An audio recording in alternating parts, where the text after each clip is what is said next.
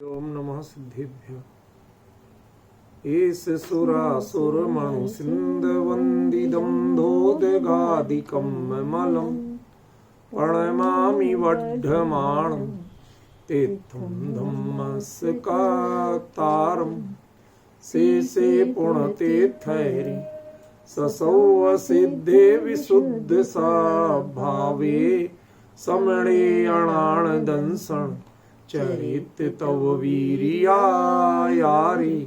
ते सौवे समगम पतेगमेव पतेगम वन्दामि अवट्टन्ते अर्हन्ते मानुषे खेते किच्चारिहन्ताणं सिद्धाणं तैणमो गणहराणं अज्जावैवगाणं साहूणं चैव सौवेसिं तेसिं विशुद्धदंसं प्राणपहाणासमं समासेज्य ओवसंपयामि सम्मं जतो निर्वाण संपत्ति।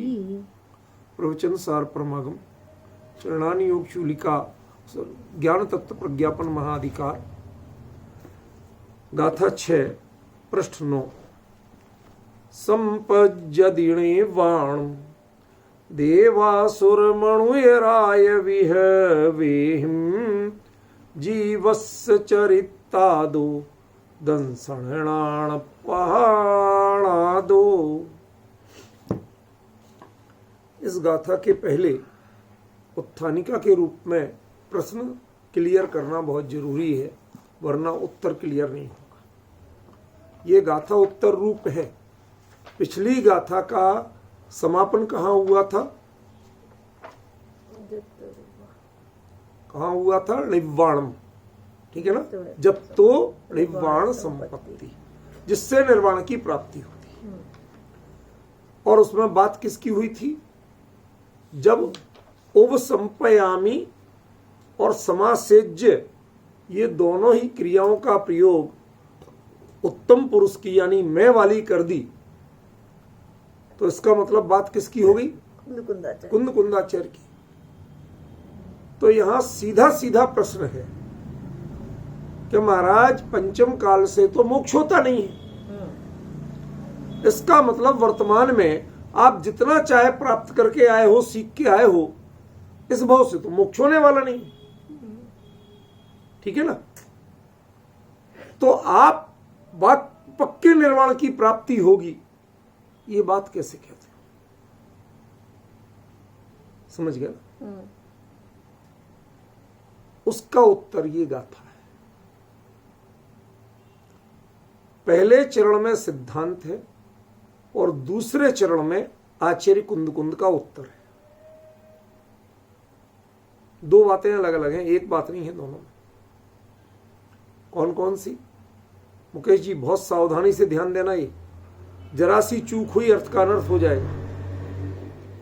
पहली गाथा पहले चरण में क्या है? ऊपर की पंक्ति में सिद्धांत की बात है कि भाई पंचम काल के जीव गारंटी से जिन्हें मोक्ष जाना हो वो किस क्रम से जाते हैं, ठीक है? और दूसरा कि आप गारंटी से निर्वाण जाओगे, इसकी उसका उत्तर क्या है? तो उसका उत्तर है दूसरा चरण, जीवस्य चरितादो दंसणाण पहाणादो, कि निर्वाण की प्राप्ति दर्शन ज्ञान प्रधान चारित्र से, आचरण से, आश्रम से होती है, ठीक है ना? और उससे मैं भली भांति परिचित हो चुका हूं, इसलिए मैं जाऊं। ये दो उत्तर हैं इसमें। पहला है सिद्धांत और दूसरा है व्यक्तिगत उत्तर। अब दोनों को यदि मिला दिया जाए तो गड़बड़ है। सिद्धांत में जो चीज है वह सामान्य प्रश्न पर लागू होती है। पंचम काल का जीव यदि उसके लिए मोक्ष जाने की गारंटी हो तो वह कैसे कैसे जाता है? पंचम काल में तो जा नहीं सकता, ठीक है ना? तो उसका उत्तर है कि देव, असुर, मणोय राय, राय शब्द तीनों में जोड़ लेना, देवेंद्र, असुरेंद्र, मनुष्येंद्र, ठीक है ना, इनके वैभव पूर्वक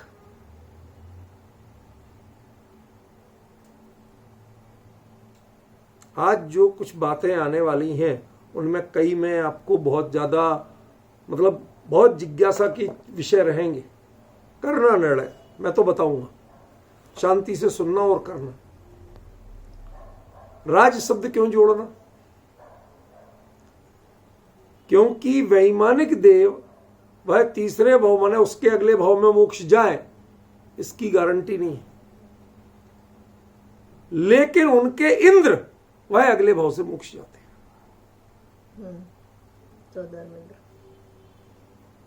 पॉइंट अंतर पकड़ में आ रहा कि नहीं आ रहा?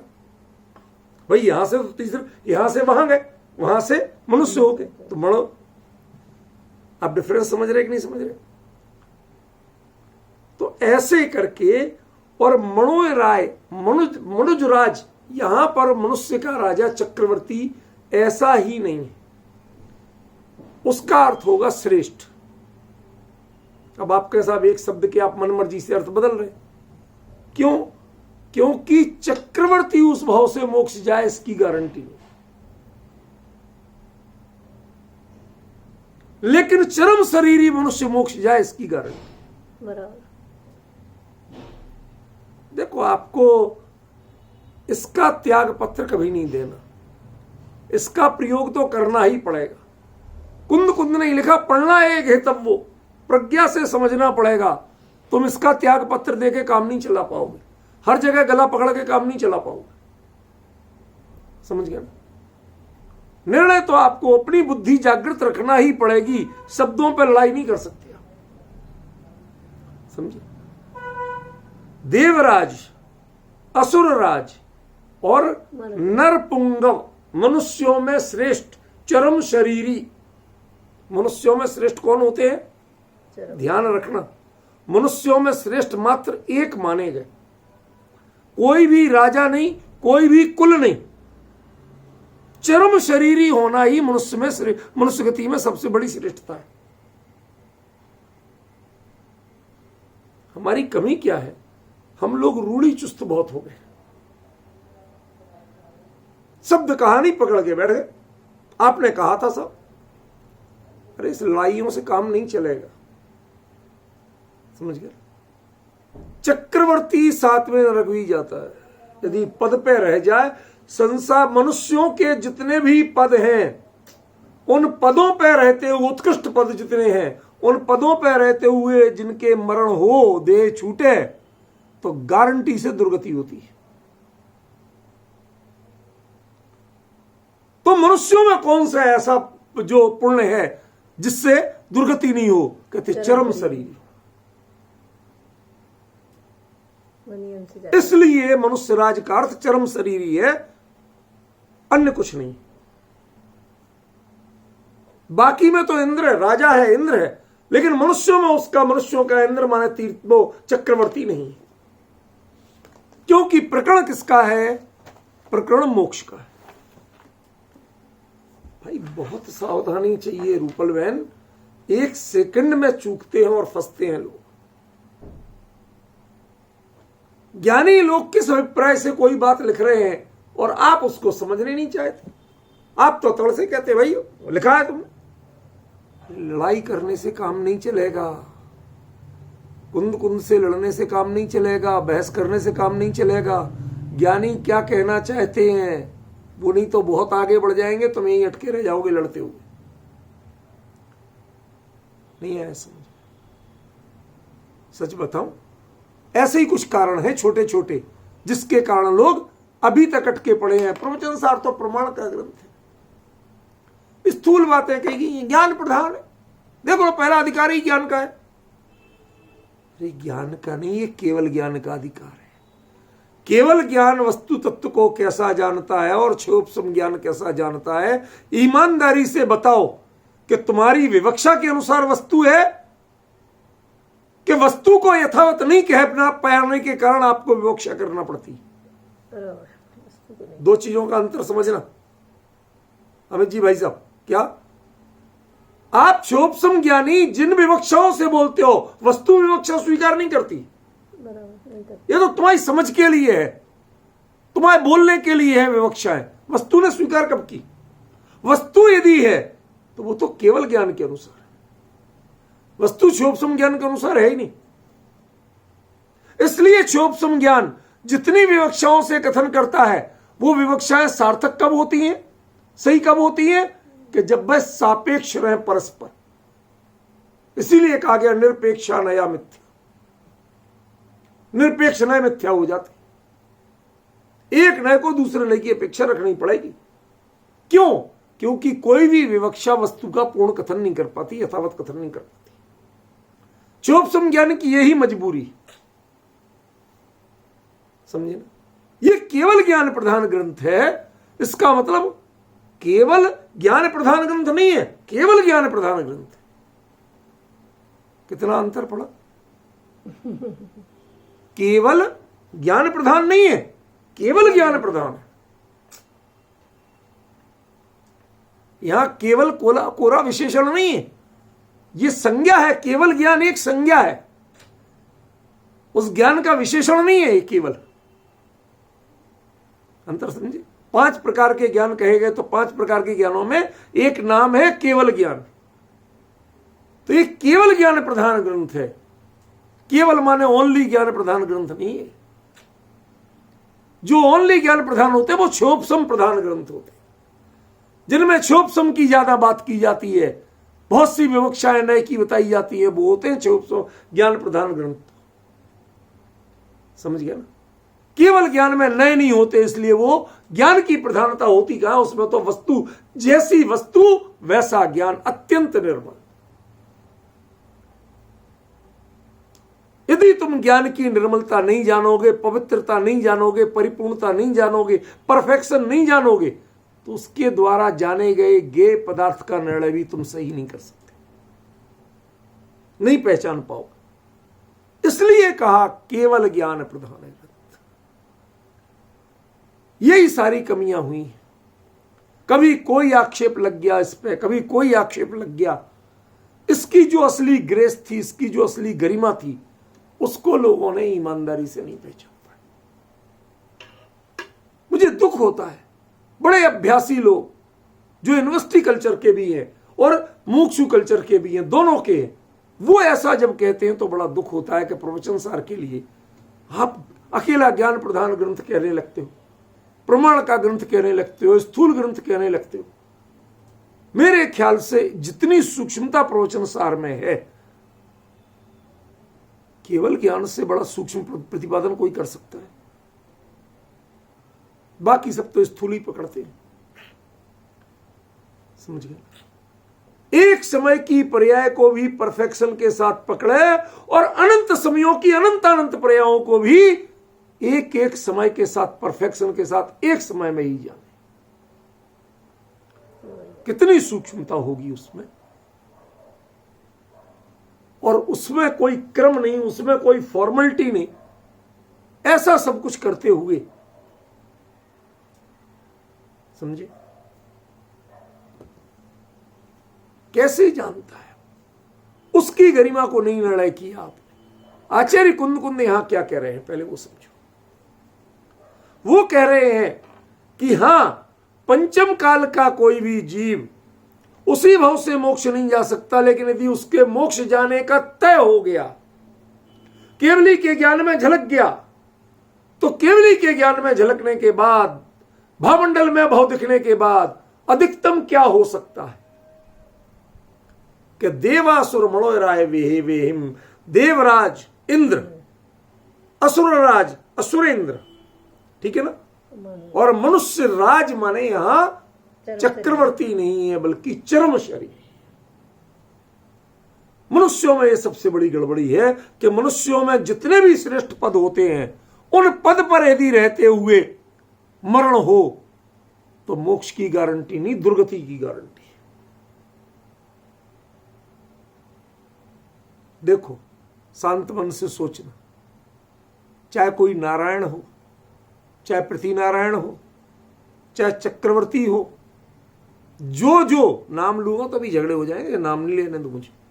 जो जो पद पर रहते हुए दीक्षा लिए बिना, पद को छोड़े बिना जिनकी देह पूरी हुई, उनमें किसी की सदगति नहीं हुई। आप पुराण ग्रंथों से पढ़ लो। पॉइंट समझ रहे? ये पॉइंट नोट करना। इसलिए यहां मनुष्य राज का अर्थ क्या लेना? मात्र चरम शरीरी लेना। क्यों? क्योंकि और किसी पद की गारंटी नहीं है कि वो मोक्ष ले ही जाए, निर्वाण की प्राप्ति कराए ही कराए। लेकिन देवों के राज इंद्र बनोगे तो गारंटी से अगले भाव में मोक्ष जाओगे। शायद यही स्थिति असुर राज की भी होगी, जब वहां उल्लेख किया। इस पर मैंने अभी रिसर्च नहीं की है, कल बताऊंगा आपको। और मनुष्य राज में चरम शरीरी ऐसा लिया जाए तो वह निर्वाण को प्राप्त होता है। माने तीसरे भाव में चरम शरीरी मनुष्य बने और निर्वाण को प्राप्त होता है। कल जो प्रश्न किया था कि असुर माने भवनवासी, भवनत्रिक, और भवनत्रिक में सम्यक दृष्टि जन्म नहीं लेता। एक और आप निर्वाण प्राप्ति की बात कर रहे हैं गारंटी से, और दूसरी ओर भवनत्रिक में जन्म की बात कर रहे हैं। आचार्य देव, चक्कर क्या है? जयसेनाचार्य ने उसका बिल्कुल क्लियर उत्तर दिया। यही प्रश्न उठा के उत्तर दिया। देखो जरा, आपको बताता हूं।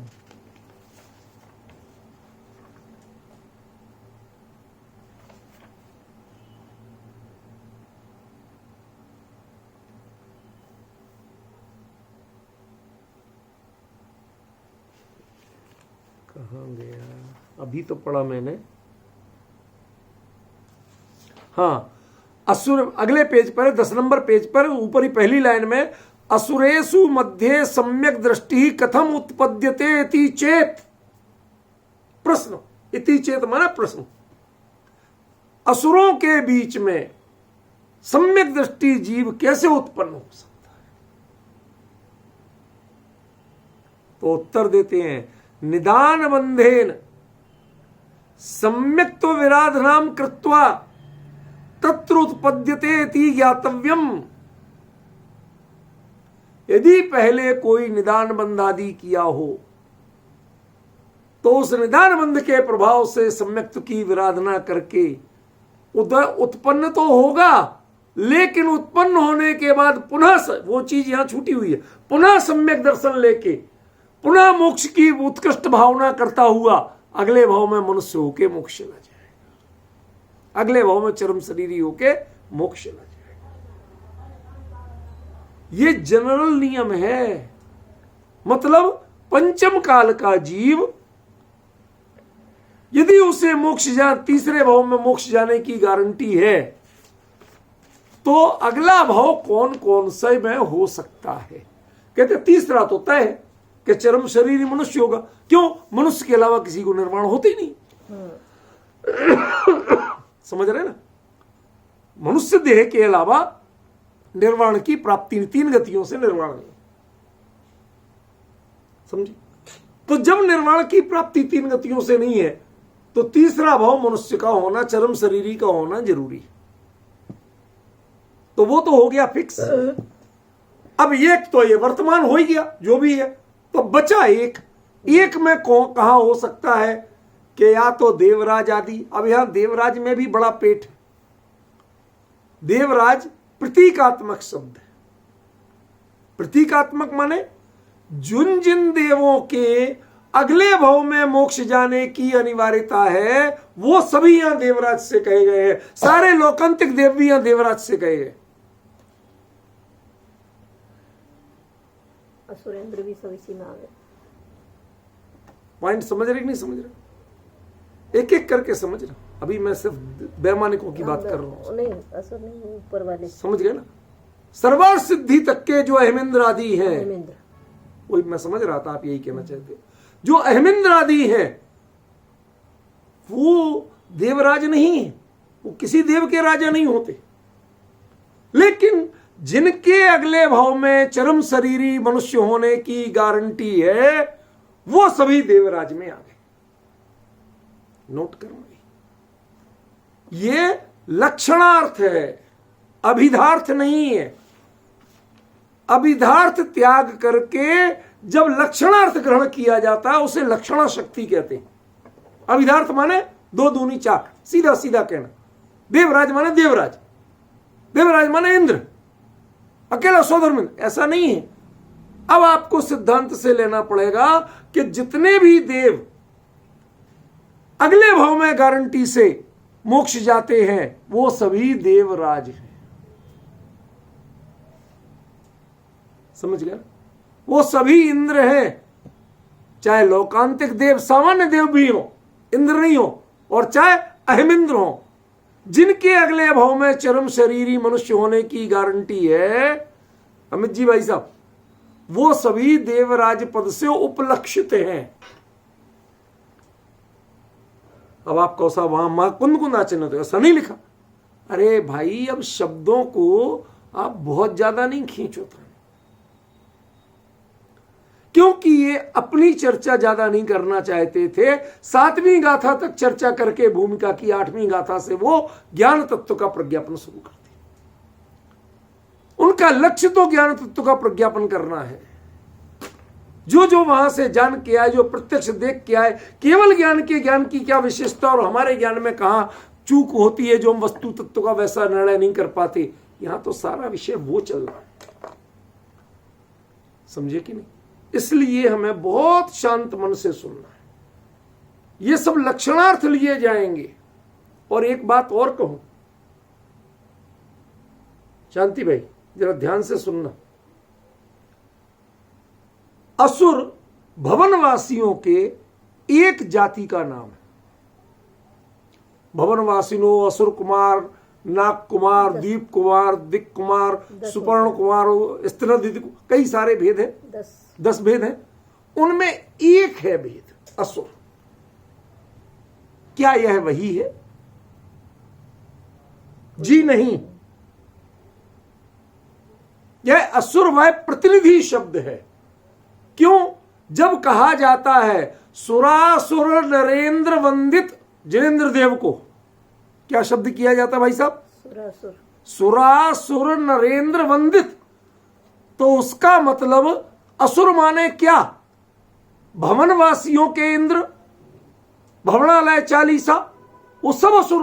अब वो तो असुर नहीं है। मेरे पॉइंट समझ में आ रहा है कि नहीं आ रहा? तो ये इन बातों में अमित जी थकिए मत, निर्णय करना सीखिए। क्या थक जाएंगे तो फिर मैं भी थक जाऊंगा। चेहरे पे मुस्कान रहना चाहिए, अच्छा लगता है। व्यंतर भी नहीं आएंगे। सुनो, वो व्यंतर भी भवनालय चालीसा, विंतर देवाण होंती 32, वो तो ऊपर रह जाएंगे। 40 और 32, 72 इंद्र जो हैं वो सारे के सारे असुर में आते। नहीं तो निरीसुरासुरेंद्र माने मनुष्यों के इंद्र, सुरों के इंद्र और असुरों के इंद्र। तो यदि अकेले असुर कुमार जाति के देव का इंद्र लेंगे तो भाई साहब 39 इंद्र कहां से लाओगे? क्योंकि उनमें भवनवासियों में तो 40 इंद्र होते हैं, आपने एक पकड़ा। मेरा प्रश्न समझ में आ रहा है कि नहीं आ रहा? जब आप एक पकड़ोगे तो 39 बाकी कहां से लाओगे? तो जब भगवान का विशेषण ये बारंबार दिया जाता है कि निरीसुरा सुरेंद्र वंदित या सुरेंद्र नरेंद्र वंदित, हिंदी में ऐसा जो ये कहा जाता है, उसमें असुरेंद्र का मतलब 72 इंद्र, सुरेंद्र का मतलब 24 इंद्र, कप्पा मर 24, कल्पवासियों के 24 इंद्र होते हैं। कुछ समझ में आ रहा है मैं क्या कहना चाहता हूं? यदि आप यहां पर उपलक्षण नहीं निकालोगे तो वहां पर जब कहा जाता है निरीसुरा सुरेंद्र वंदित, तो वहां पर कैसे अर्थ करोगे? और यदि वहां पर ये अर्थ करते हो तो यहां पर भी आपको वही अर्थ तो निकालना। और कहा क्या है उन्होंने? देखो, देवेंद्र असुरेंद्र, नरेंद्र, वही 3 क्रम है। हिंदी के भगवान के जो विशेषणों में शतेंद्र पूजित, सुरेंद्र, असुरेंद्र, नरेंद्र पूजित, यही तो आता और क्या आता, समझ गया ना। तो वहां असुरेंद्र का अर्थ आप अकेला असुर कुमार जाति के देवों से नहीं लेते हो, समझ गया ना। वो असुरेंद्र में अकेले असुर कुमार जाति के देव नहीं आते।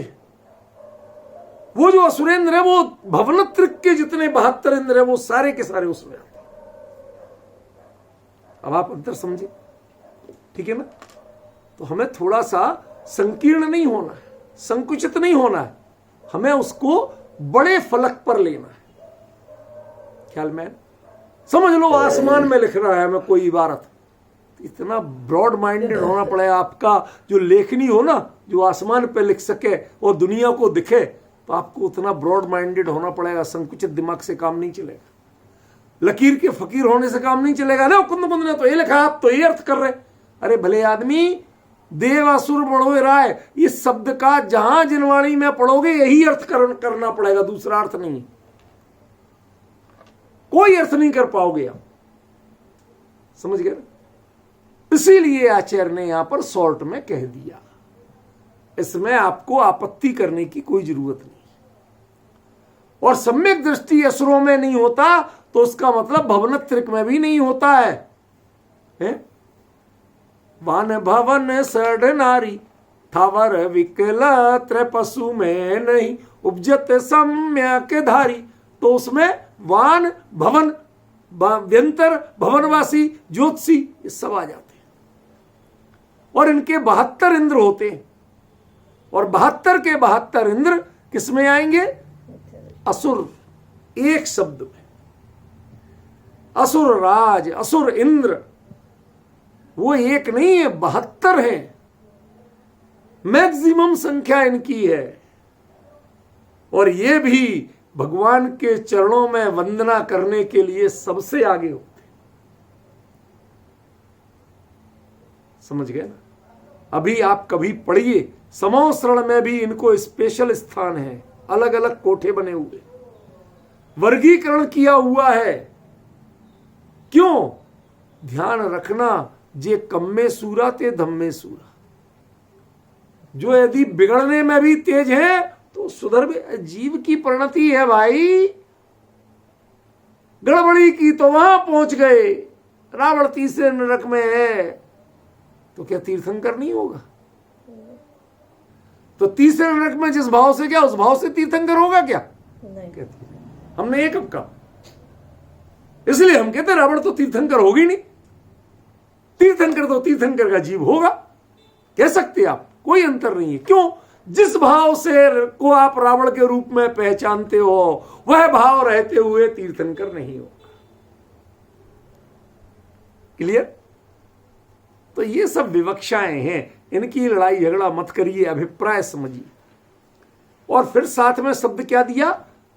राय विहवेहिम, मतलब इनके राज के वैभव तो मिलेंगे, लेकिन उन वैभवों का वो भोक्ता नहीं बनेगा। नहीं है ऐसा।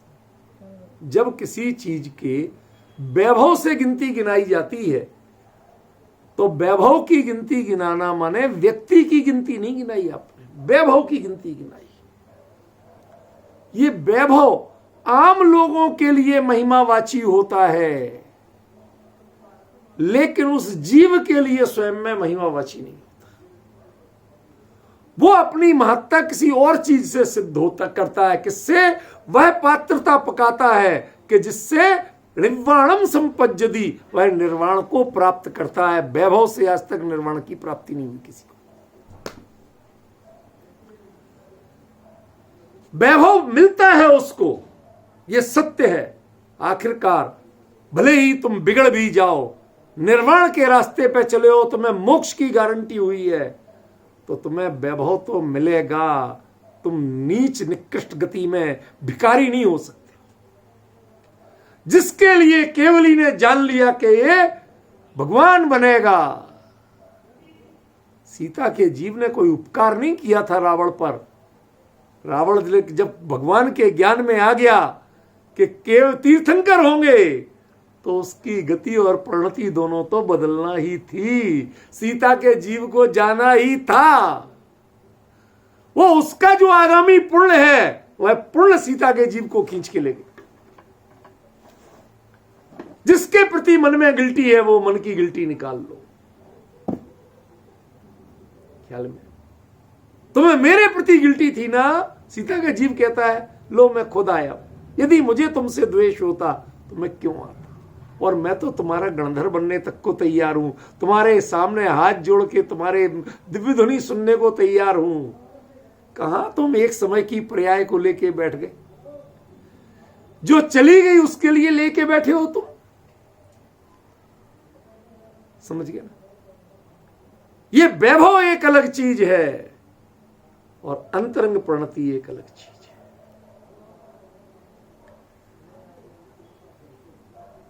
क्या आचार्य ने किस तरह के शब्दों का प्रयोग किया, किस शैली का प्रयोग किया।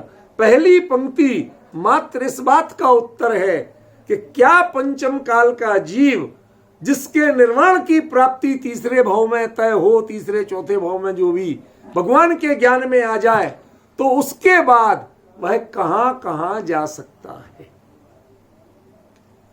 इसी भाव से तो जाएगा नहीं, क्योंकि पंचम काल का है। तो कहां कहां जा सकता है, दिस इज जनरल क्वेश्चन। ये कुंद कुंद पर प्रश्न नहीं है, सामान्य प्रश्न है। अब कमी यही है, जब तक आप स्पेसिफिक प्रश्न अलग अलग नहीं करोगे तो कुंद कुंद क्या कह रहे हैं उसका उत्तर समझ में कैसे। आपने कह दिया वीतराग सराग चारित्र के बारे में कह रहे हैं। भाई आप गाथाओं का लिंक तो जोड़ो। कुंद कुंद वहां उपसंपयामी सम्मम जत्तो निर्वाण संपत्ति, मैं उस साम्य भाव को प्राप्त हो गया, सम्यक को प्राप्त होता हूं जिससे निर्वाण की प्राप्ति होती है। जब वो अपने लिए कह रहे हैं तो प्रश्न उनके ऊपर आना चाहिए। क्या महाराज कैसे जाओगे, पंचम काल में तो होता ही नहीं है मोक्ष। तो उन्होंने कहा कि देखो पंचम काल के जिस जीव को मोक्ष जाना तय हो जाए, वह इन तीन जगत रूपों में जा सकता है।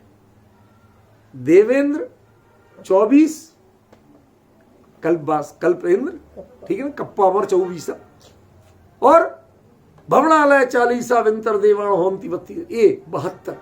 ये सब मिलके चंदो सूरो, ये मिलके ये जो हैं, ये सब मिलके असुरेंद्र और देवराजेंद्र वो हो ही गए। और उसके बाद आखिरी में मणुए राय, मनुष्यों का राजा कौन। देखो कितनी विडंबना है, कितनी विचित्र बात है कि देवराज होने की तो गारंटी है कि अगले भाव से मोक्ष जाएगा, लेकिन मनुष्य राज की गारंटी नहीं है कि उसी भाव से मोक्ष जाएगा। अर्थ तो आपको सुधारना पड़ेगा। लकीर के फकीर बनने से अर्थ नहीं मिलेगा। यह प्रकरण निर्वाण का है, यह प्रकरण वैभव का नहीं है। वैभव मिलता है अलग बात है। इस मनुष्य राज का मतलब क्या क्या हो सकता है जानते हो आप? 63 सलाका महापुरुषों में से कोई भी हो सकता है। क्या 63 सलाका महापुरुषों में से कोई भी हो सकता है? क्योंकि आखिर राजसी वैभव तो चाहिए, उच्च पद तो चाहिए। तीर्थंकर भी हो सकता है, जो कुंथुन, शांतिनाथ, कुंथुनाथ, रहनाथ, तीनों चक्रवर्ती भी थे, कामदेव भी थे और तीर्थंकर भी थे। लेकिन उनके मनुष्य राज कहा जाए तो किस अर्थ में कहा जाएगा कि वो चरम शरीरी थे, इसलिए मनुष्य राज थे। इतने वैभव वाले थे इसलिए मनुष्य राज थे। क्योंकि देवों के साथ तो ये खेल है कि वो यदि उनमें इंद्र बनेंगे तो मोक्ष जाएं।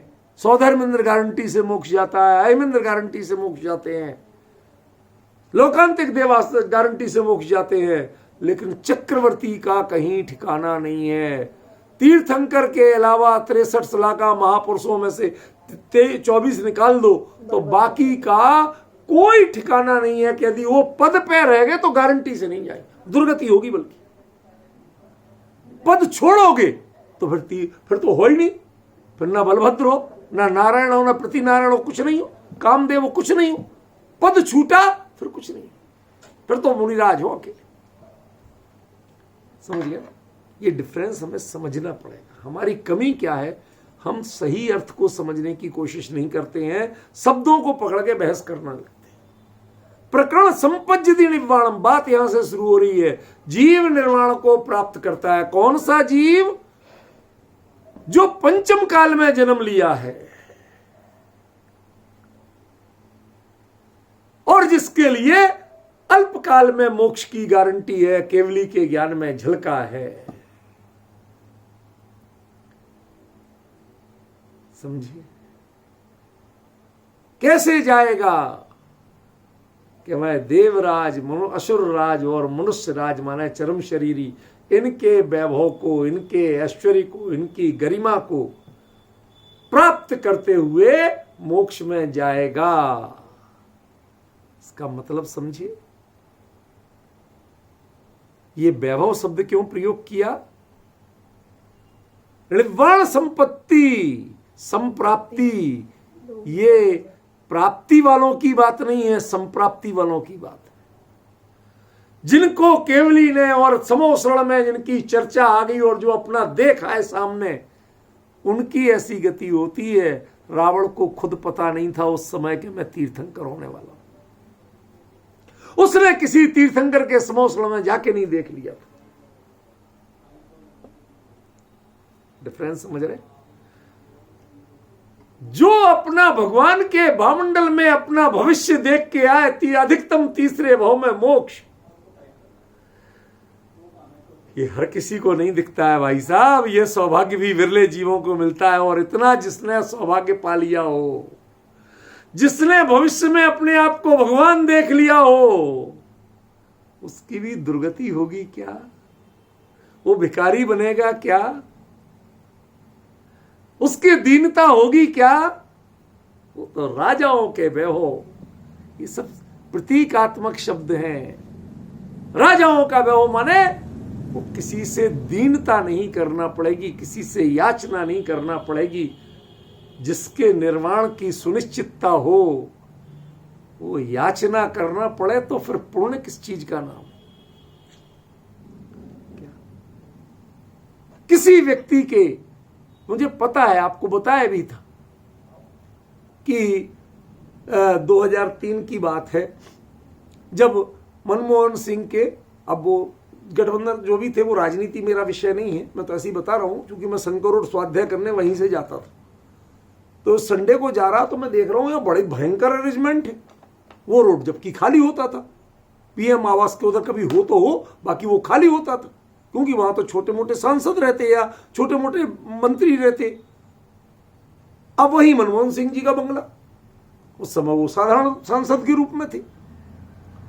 तो वहां जो बंगला था उसमें राज्यसभा सांसद का, देखा चारों तरफ एक साइड का रास्ता ही बंद, हमारे जाने का रास्ता खुला, लौटने का रास्ता उधर बंगला था बंद।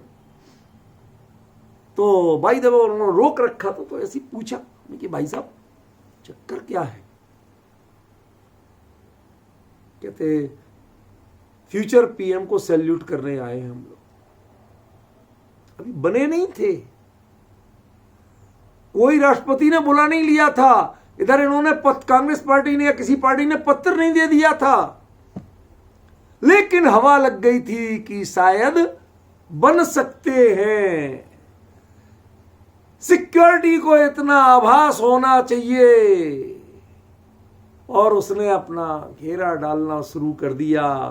भविष्य के प्रधानमंत्री की सुरक्षा करना, उनकी गरिमा की रक्षा करना, उनके लिए बाकायदा बाहर खड़े हो गए, कौन हो, कौन आना चाहते हो, क्या है। उनके घर के सगे लोग जो रोज दनादन आते जाते थे, अब उनकी भी एंट्री हो रही है। पूछा जा रहा है, साहब पहले साहब से पूछ के आएंगे जब बताएंगे। अरे भाई हम रोज जाते थे, जाते होगे, अब साहब बदल गए कि साहब बदल गए? बदलने वाले हैं। मतलब देखो, निर्वाण की प्राप्ति, ये तो छोटे मोटे पद हैं संसार के अमित जी भाई साहब। 3 लोक के नाथ के पद की गारंटी जहां हो रही हो, तो क्या वहां पुण्य के सिक्योरिटी एजेंट वो आपके आसपास घेरा नहीं डालेंगे? क्यों? ये वैभव का मतलब क्या है? वैभव का मतलब वो है कि पुण्य प्रकृतियां आके आपको ऐसे घेर लेती हैं कि आपको जीवन में जिस चाहे पद पे हो, लेकिन जीवन में दीनता की जरूरत नहीं पड़ेगी, याचना की जरूरत नहीं पड़ेगी, परिणाम छोटे करने, मन छोटा करने की जरूरत नहीं पड़ेगी। इस अर्थ में यहां वैभव का प्रयोग है। वैभव माने पैसा रुपया खूब नौकर चाकर, ये नहीं अभिप्राय। शांति भाई जो पहले कहा था ना, निर्वाण संपत्ति, जब मैंने बताया था ना कि निर्वाण की प्राप्ति जुदी बात है और संप्राप्ति जुदी बात है। अब आपको अंतर समझ में आ रहा? कुंद कुंद बाकायदा फोकस कर रहे हैं उस पर। मैंने तभी कह दिया था कि अगली गाथा में आपको और क्लियर हो गए। कहा था कि नहीं कहा था? बहुत शांति से समझो ये चीज। ये लेकिन ध्यान रखना, ये कुंद कुंद का उत्तर नहीं है। ये उत्तर कुंद कुंद दे रहे हैं, लेकिन ये सिद्धांत का उत्तर है कि जो जीव पंचम काल में जन्मा हो, मुनि पद भी ले लिया हो और भगवान के ज्ञान में उनका अति अल्प काल में मोक्ष जाना तय हो, लेकिन इस भाव में तो जा ही नहीं सकती, तो वह आगे उनका और सीधे जब सम्यक दृष्टि जाएगा तो वो तो कहां जाएंगे? ऐसा प्रश्न किया। तो मुख्य रूप से तो वैमानिक कल्पवासी, अपवाद रूप से जिसने छायक सम्यक दर्शन नहीं लिया हो, और वो सम्यक जो था वो भी कदाचित निदान बंद आदि के कारण छूट जाए अल्पकाल के लिए, तो असुर राज में भी यानी भवनत्रिक में भी जा सकती। ख्याल में? लेकिन वहां जाके सम्यक्त विहीन नहीं रहेंगे। वहां जाते ही अल्प काल में सम्यक्त लेके वापस और साधना के मार्ग पे आगे बढ़ेंगे। किस साधना के मार्ग पे? कहते ध्यान रखना, ये वैभव से मोक्ष नहीं होता है। निर्वाणम संपज्यति, निर्वाण तो होता है, लेकिन किसको? दंसण पहाड़ा दो चरित्रा दो, दर्श जीव के दर्शन ज्ञान प्रधान चारित्र से मोक्ष होता। ये दूसरी पंक्ति अभी नहीं ले रहा, ये तो आपको जनरल बता रहा हूं। इसका अर्थ, इसका प्रश्न ही अलग है। इसका प्रश्न है कि भगवान आप कैसे जाओगे? ये सिद्धांत तो आपने बता दिया कि जो भी ऐसा जीव होता है इसका आसन्न भव्यपना क्लियर है, भगवान के ज्ञान में झलक गया, वह साक्षात देख आया, सब कुछ हो गया, इतना सुयोग मिल गया, मुनि धर्म भी जिसने शुद्ध अपना लिया, तो वह कहां कहां जा सकता है? कहते मुख्य रूप से तो कल्पवासी ही इंद्र ही होगा। गौण रूप से यदि कदाचित शायक सम्यक दर्शन नहीं लिया हो तो, अब ये बात पिछली समझ में आ रही, शायक सम्यक दर्शन नहीं लिया हो और कोई निदान बंद किया हो तो असुरराज। ये दो चीजें हैं अगले एक भाव में, ये ऑप्शन है। यदि शायक सम्यक दर्शन लिया या सम्यक दर्शन बरकरार रखा तो गारंटी से देवराज।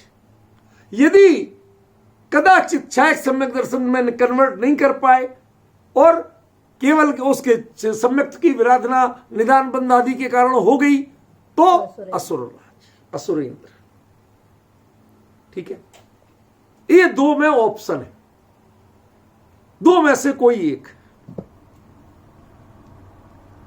लेकिन ध्यान रखना, ये बात सिद्धांत की है, ये बात कुंद कुंद की नहीं। तो प्रश्न किया कि भगवान देवासुर मनोराय विवाणम संपज्यति, देवराज असुरराज और मनुष्य राज के वैभव से निर्वाण की प्राप्ति होती है, ऐसा कह रहे हो क्या? कहते हां, कह तो रहा हूं, कह रहा हूं। क्यों? क्योंकि इनके परिणाम वैभव में आसक्त होते ही नहीं। इनका असली वैभव तो वो है। और कवि माघ थे, माघ नाम सुना? नहीं सुना। संस्कृत के एक बड़े कवि थे, शिशुपाल वध जैसे कई महाकाव्य लिखे, बड़े बड़े अच्छे विद्वान थे। खास बात, जैन दर्शन से बहुत प्रभावित थे वो ब्राह्मण, लेकिन जैन दर्शन से बहुत प्रभावित थे। जैन कई स्तोत्र उनको याद थे और कई जगह जगह उन्होंने, एक दो जगह मैंने निकाल के रखे हैं, कहीं याद आ जाएगा तो बताऊंगा, कहीं डायरी वगैरह में मिल गए उनके श्लोक, जिनमें वो कहते हैं साहब जिनेंद्र भगवान की ऐसी महिमा गाई, ऐसी महिमा गाई कोई गा नहीं सकता। मान तुंगाचार्य एक बार फेल होते फीके नजर आते हैं, इतनी गजब की महिमा गाई हो। तो वो माघ कवि बड़े दानी कवि थे, उदार मन, सहनशील। तो एक राजा के ने उनको दरबार में बुलाया, गए, काम ही ये था भी कहां कवि को पैसा कहां मिलेगा, बिकाऊ चीज तो है नहीं, कपड़े लत्ते तो बेचता नहीं कि भैया बेच के गली गली में पैसा ले ले। इनकी तो कीमत बड़े लोग ही करते हैं, नहीं तो कविता आम लोगों को सुनाओ तो वो हुट और करते हैं, पारखी ही तो करेगा। तो ये राज दरबार में गए, वहां राजा ने इनकी कविता सुनी, बड़े प्रसन्न हुए। लेकिन राजा थोड़ा घमंडी था, उसने इतने बड़े थाल भर के सोने की मोहरें मंगवाई और मां कवि को दी। बहुत गहरी बात बताने वालों, थोड़ा फोकस करना। अमित जी भाई साहब तो गायब हो गए, फोकस करना थोड़ा, जो बात बताने वाला हूं। इतने बड़े थाल में भर के, पूरा ऊपर तक ऐसा भर के सोने की मोहरें, कहा कवि को समर्पित की जाए मेरी ओर से हाथ लगा के। और कहा कवि देखो, एक कविता पे इतनी सोने की मोहरें देने वाला ऐसा औघड़दानी राजा नहीं मिला होगा तुम्हें। मां कवि कहां बर्दाश्त करते थे। उन्होंने जेब में, कुर्ते की जेब में हाथ डाला, कुछ 2-4 रुपए पड़े थे, चांदी के कलदार बोलते थे ना, असल में कल धोत माने चांदी, इसलिए उसका नाम कलदार बना। कल धोत का होता था वो, इसलिए कलदार नाम बना। तो 2-4 पड़े थे, उसने निकाल कर उसमें डाल दिए थाल में कि महाराज हमारी ओर से ऐसा त्यागी भी तुम्हें नहीं मिला होगा। हमारे ऊपर एहसान जताते हो, मेरी कविता का मोल लगाते हो, हम तुम्हारे पुरस्कार लेते हैं, एक बात अलग है, लेकिन मां कवि दीनता से नहीं लेता है, एहसान नहीं लेता है। तुम सौभाग्य मनाओ कि हां मां कवि का हमने सम्मान किया, तो कब मां कवि लेगा, नहीं तो नहीं लेगा, अपनी जेब का भी छोड़ के चला जाएगा। तो डिफरेंस समझ रहे हो? वैभव शब्द में बोल रहा हूं। वैभव का मतलब क्या है वैभव? ये सारा वैभव जो उनको मिलता है, और वो उनको वैभव पर आकर्षित नहीं होकर के चिदानंद के वैभव की चिंता करते हैं, चिंतन करते हैं, और मोक्ष के मार्ग पे अग्रसर अपने आप को बनाए रखते हैं, उस वैभव में अटकते नहीं है। असली वैभव तो ये है, ये वो चैतन्य के परिणाम, चैतन्य निविधाई जो जीव के परिणाम है, वो असली वैभव है, जिसके कारण सारी पुण्य प्रकृतियां सिमट के आती हैं। वो अपने दौड़ दौड़ के आती हैं कि मेरा नंबर लग जाए, मेरा देख लिया जाए। समझ गए ना? देखो कितना बड़ा अंतर है।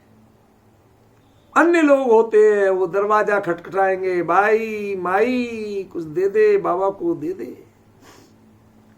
हमारे जैन मुनिराज जब आएंगे तो सैकड़ों लोग उनको पड़गाने के लिए, हे स्वामी नत्रो अत्रो आर जल, वो मनाते घूमते। कितने ही साधु हो जाए, पर जैन साधु को मांगना नहीं पड़ा आज तक। समझे? आपको कुछ लगा नहीं, चोट नहीं लगी? मैंने तो चोट दी है, नहीं समझ पाए, शांति में नहीं समझ पाए क्या चोट है। एक दिगंबर साधु को भी मांगता नहीं है, बाकी आज श्वेतांबर साधु भी घर घर जाके झोली फैला के मांगने लगे हैं। 4 घर से लें चाहे 6 घर से लें, है तो मांगेगा। दिगंबर साधु कभी नहीं मांगेगा। वो अपनी उसकी नजर नहीं वैसी झुके शील के कारण, लेकिन दीनता में नजर नहीं झुकेगी, ना कमर झुकेगी। समझ में? ये गौरव है उसका। मांगेगा नहीं। तुम उससे सौभाग्य मनाओ कि हमारे चौके में महाराज का हार हो गया, तुम सौभाग्य मनाओ तो मनाओ, ये उस पर कृपा नहीं है, ये उनका असली वैभव है। वैभव किसे कहते अब समझ में आ रहा है? देवराज बने, लेकिन भगवान के पंचकलक मनाएं, उनके दर्शन करें, उनके वंदन करें, उनको शांत भाव से देखते हैं भगवान कैसे कैसे मोक्ष जा रहे हैं, कैसे कैसे मोक्ष मार्ग पे आगे बढ़ रहे हैं, अपने चित्त पे उत्कीर्ण करता है उन बातों को, और अगले भाव में खुद भी मोक्ष चला जाता है। ये है असली वैभव। वो वैभव नहीं है कि जो 32,000 विमानों का स्वामी है या कितने विमानों का स्वामी, ये कोई वैभव नहीं है उसका। सैकड़ों चक्रवर्तियों से भी ज्यादा बल होता है, ये भी वैभव नहीं है। असली वैभव क्या है? मैंने आपको बताया था, स्वर्ग में भी इंद्र सभा में एक मानस स्तंभ होता, बताया था, याद है शांति भाई? हाँ, क्या बताया था? तीर्थंकर जब दीक्षा लेते हैं, पंचमुष्टि के श्लोक जो निकलते हैं, एकाध कोई वस्त्र आदि जो लास्ट छूटता है, वो सिर माथे करके ले जाके अपने सभा, उसमें रत्न के पिटारे लगे वो लटके होते हैं सोने की जंजीरों से, और उन पिटारों में वो वस्त्र और वो रखते हैं। देखता है वह सभा में बैठ के, नर्तकियां नृत्य कर रही हैं, अप्सराएं, लोग चर्चा कर रहे हैं, और वह अपना भविष्य देखता है कि मुझे भी ऐसे केश लॉन्च करना है, ऐसे परिग्रह तिनके के समान छोड़ना है और मोक्ष मार्ग पर आगे बढ़ना है। वो उनको उसकी सबसे बड़ी पूंजी वो होती। क्या समझ में आ रहा है? किसी को उखड़े हुए बाल और उतरे हुए कपड़े एक भी पूंजी होती है क्या? ये वैभव होता है क्या? होता है जिसकी दृष्टि जैसी हो उसके लिए होता है, जिसको इसकी कीमत ही नहीं है उसके लिए वो वैभव का है। सब लोग कहते हैं भगवान इनकी इंद्र की महिमा कैसे है, अरे साहब 32,000 विमानों का स्वामी है। ये तुम्हारी सोच है। वो कहता है मेरी सभा में सबसे बड़ी कीमती चीज है कि क्या है कि भगवान के दीक्षा कल्याणक के समय उतरे हुए आखिरी वस्त्र और पंचमुष्टि के श्लोच, वो ये मेरी पूंजी है। देखता हूं इसको। ये स्वर्ग में कहां होती है रूपल बहन? जहां पर असंयम का भाव हो वहां संयमियों के चिन्ह कहां मिलेंगे? जहां राग और अविरत का भाव हो वहां विरागियों और महाव्रतियों के चिन्ह कहां मिलेंगे? संजो लो, संजो लो। मैंने आपको लिखा था ना, निर्वाण क्षेत्रों पे जाता हूं, थोड़ी मिट्टी ले आता हूं, रखता हूं। कभी मन हो कुछ नहीं करना, कोई टोटका नहीं है। अपने हम नहीं जा पाए कोई बात नहीं, आज भगवान का निर्वाण कल्याणक है, चलो कोई बात नहीं, थोड़ा लगाते। वो एक भाव जुड़ते हैं, समझ रहे? वो प्रति क्षण उनको देख देख के और अपने भाव जोड़ता है कि अगले भाव में मुझे दीक्षा लेनी है और उसी भाव से मोक्ष जाना है। उसका वैभव ये है। जो वैभव आपकी नजरों से दिखता है वो वैभव नहीं है। इस वैभव से, इस वैराग्य के भाव से, जो वैराग्य वो ले नहीं सकता है फिर भी उसकी कीमत करता है, उस भाव से वह निर्वाणम संपज्यति, उससे इतने कर्मों की निर्जरा, अपार भोगों में रहते हुए भी, पूरा प्रविचार करते हुए भी जरा विचार तो करो।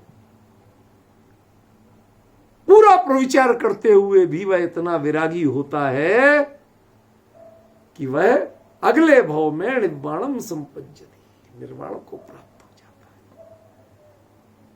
अब क्यों बोल रही हो? अभी तो कह रही थी कि वैभव से तो देवासुर मनोसा से तो कुछ निर्माण होता ही नहीं है। अब कह रही हाँ होता है।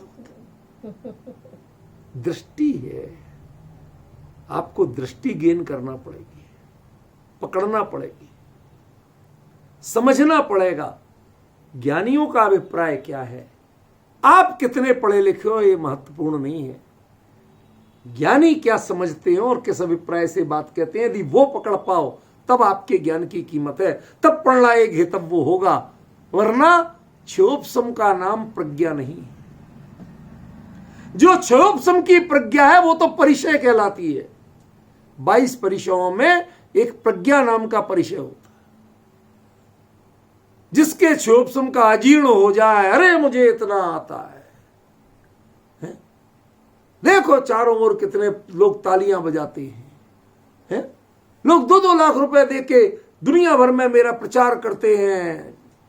दुनिया ये जहां उलझे नहीं वहीं गई भैंस पानी में। कहां आप लग गए हो भाई? जरा विचार तो करो। क्या इसका नाम आपका वैभव है? यहां पर कहते हैं वो देवराज इंद्र, कल्पना करिए कहीं आप दुनिया में उखड़े हुए बाल मिले, उसे दुनिया के लोग ये वास्तु दोषों पता नहीं क्या क्या कहते हैं, अशुभ मानते हैं, और वो टकटकी बांध के नर्तकियों के नृत्य नहीं देखता है, वह उन उखड़े हुए बालों को देखता है, उनमें वैराग्य के भाव को देखता है। प्रभु ने कैसे एक झटके में जरा भी शीतकार के बिना यूं निकाल दी, यूं निष्प्रहता से निकल गए थे। और प्रभु ने दिगंबर मुद्रा अंगीकार करती की थी। वो बाल देख देख के पूरे दिगंबरत्व को, पूरे महाव्रत को, पूर्ण संयम के भाव को वो अपने अंदर में देखता रहता है, भावना करता रहता है, करता रहता है। ये है वैभव। समझ में आएगा? इस वैभव से निर्वाण की प्राप्ति होती है। इस वैभव के कारण देव स्वधर्म इंद्र को आदि को गारंटी से अगले भाव में मोक्ष जाएगा। इस वैभव के कारण कहा जाता है। जब वो 5 कल्याण में जाता है, उस समय आपको जब नवजात बालक को यूं 1000 आंखें करके देखता है, क्यों देखता है? बहुत सुंदर होते हैं इसलिए। नहीं, इन जनानियों को कह दो तो ये तो यही कहती हैं, भगवान इतने सुंदर होते हैं कि इंद्र देखो 1000 आंखें करके देखता है। अरे वो ढूंढ रहा होता है कि देखने में छोटे से बालक हैं, लेकिन ये जगत गुरु हैं। मुनिराज भी इनके सामने आए तो इनको वंदना करना पड़ जाए, इसलिए मुनिराज कभी सामने नहीं आएंगे। इतना अतिशय पुण्य है। ऐसे अपने अंतरंग में जगत गुरु बनने वाले हैं। जगत के प्राणी मात्र को कैसा इनके निमित्त से आत्मज्ञान का मार्ग मिलेगा, वो ढूंढ रहा होता है। प्रभु ये बालक जैसी हरकतें कर रहे हो आप, और आपके व्यक्तित्व की वह गंभीरता कहाँ है, उसको खोज रहा होता है। एक आंख से नहीं दिखती है, 2 लगाता, 2 से नहीं दिखती है, 10 नहीं 1000 आंख करता है, लेकिन ढूंढता क्या है ये तो बताओ। यदि देह के सौंदर्य को ढूंढे तो माफ करना, मनुष्य गति में स्वर्ग के देवों से उत्तम सौंदर्य तो प्राप्त होता नहीं। फिर क्या ढूंढ रहा था, क्या देखता है? समझे कि नहीं? इन गहराइयों को समझना पड़ेगा, तब उत्तर मिलेगा कि देवासुर मनोराय विवेहिम निर्वाणम संपज्जति। ये जनरल बात है। अब अगला जो प्रश्न है उसका उत्तर कल मिलेगा कि महाराज आप कैसे मोक्ष जाओगे गारंटी से। तो उत्तर है जीवस्य चरितादो दंसरणाण पहाड़, कि मेरे लिए तो मोक्ष का मार्ग ये है, मेरे मोक्ष की गारंटी इसमें है, उसमें नहीं। ख्याल में विशेष